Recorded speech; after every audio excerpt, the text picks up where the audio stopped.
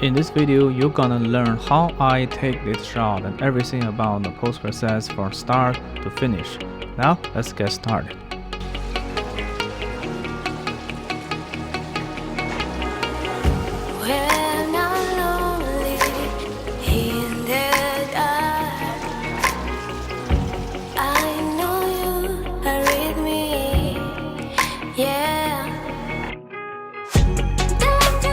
Hey, how do you like the fishing pond? There are many beautiful golden fishes in the pond, and I was capturing that shot with this dive case. So the secret behind this shot was a RICOH THETA dive case, and this dive case is compatible with RICOH THETA.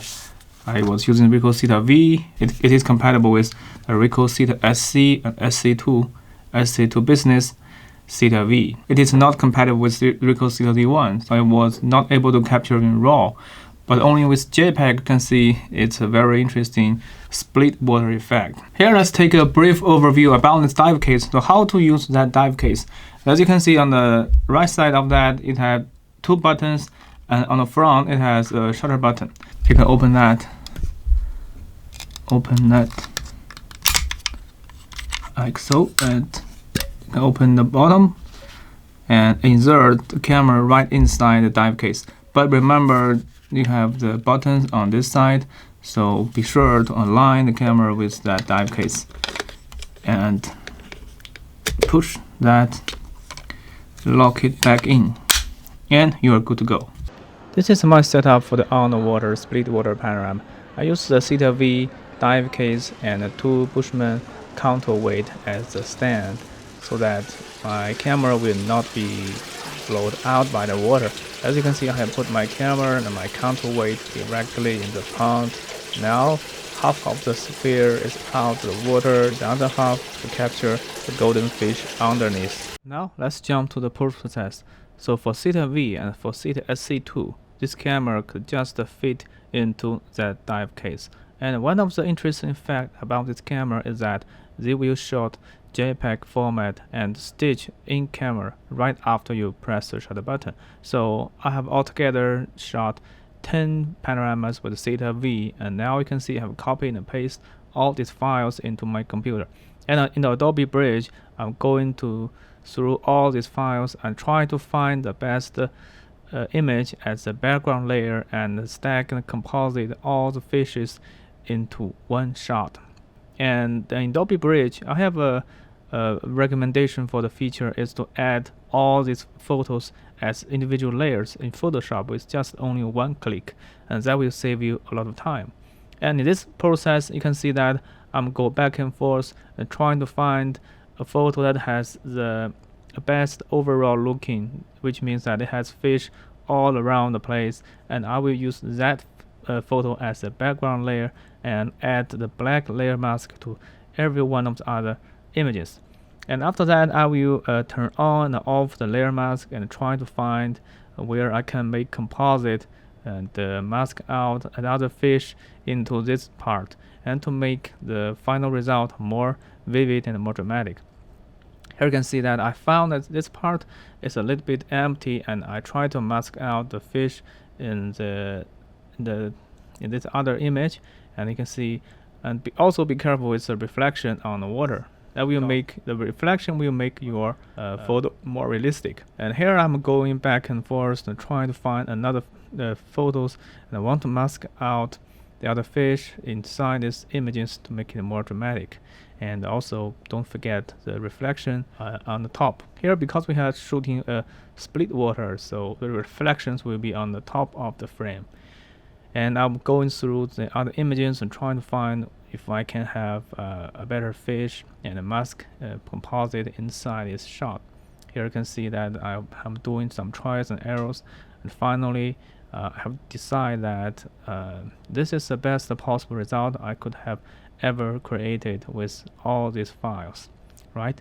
So that is how to make the composite in the Photoshop. That's very easy, and you don't have to worry about the stitch anymore, because the Theta camera will shoot directly in camera stitch, and everything is ready for you. So you can see that after some trials and errors, finally I decide to make the flattened images. And one of the fact about the RICOH THETA dive case is that you will capture the dive case and at nadir part. So to make the nadir part for this panorama is quite tricky.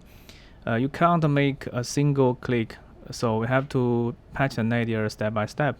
Here you can see that I have rotated the 3D workspace to one of the angle and try to use content aware fill for many times. And I trust the Photoshop and trust the algorithm. That will give me a very good overall looking, and that will give me a very good starting point. Here rotate down and patch the other part of the dive case. And still, once again, I trust the Photoshop. And go into the other angle and content aware the last part of the dive case. And finally, we are good to go. The nadir part is now very clear, but it's just not dramatic. I just want to add more fish on the zenith part, so I go back to my folder and try to find some other fish in the frame and mask them out and put them down in the nadir. So that will give the audience a better immersive experience, and that will make my panorama looks way better, way more immersive. So the nadir part is very important in the 360 photography. That is the differences between the conventional photography and the 360 photography. If you could make the fully advantage of the nadir part and tell a story, that will be amazing. Here you can see that I finally choose these two fishes in another frame and mask them out. Use a selection tool and duplicate the fish into this frame. On the nadir part, I'm trying to use the warp tools to match the perspective in the frame. And after some, you can see I'm trying to adjust its angles, its resize, and trying to mask out the selections that blend all the fishes into this frame. It's very easy and some very simple, some basic operations in Photoshop. You can see that with some brush, have add some gradient, and just like the feather. You can achieve the same result with the feather tool in Photoshop, but I prefer to do it manually to have the best possible, the best position in every control of my image. In this shot, you can see I also applied the same technique and try to blend the fish into the nadir part and try to adjust the perspective and rotate and zoom in, zoom out. And finally, I have make a choice.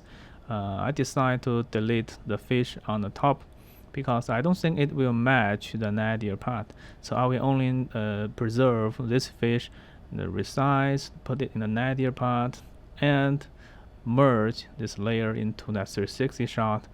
And finally, I have a 360 shot with that. And in this frame, you can see that with content aware tools, I just lost some texture in this part.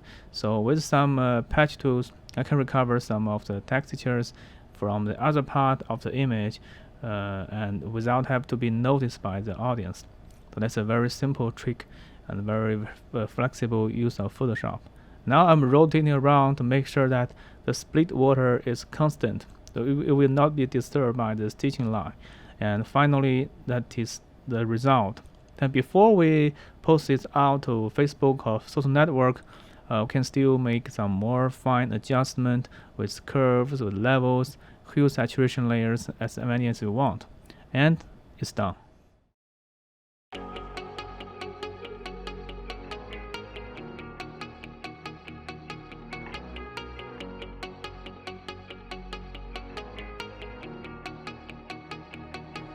Okay, to wrap up for this video, I have shown you how I take the split water panorama with this setup, the RICOH THETA V, as well as its dive case. And with some more composite photography tricks, we can make the split panorama more dramatic. Until recently, I don't see any one of the 360 manufacturer that could make a totally invisible dive case for one-shot 360 camera. Everything is visible, including the buttons, the bottom side, and this notch. And for the other brand like the Insta360 or even the Views XR, their dive case are also visible in the one-shot 360 photo. So I hope in the future the camera manufacturer could design and craft a totally invisible dive case for us 360 camera users and to make the underwater 360 photography into the next step. In the future, I will share with you more about the great ideas, the great tricks behind the 360 photography. And until next time, bye.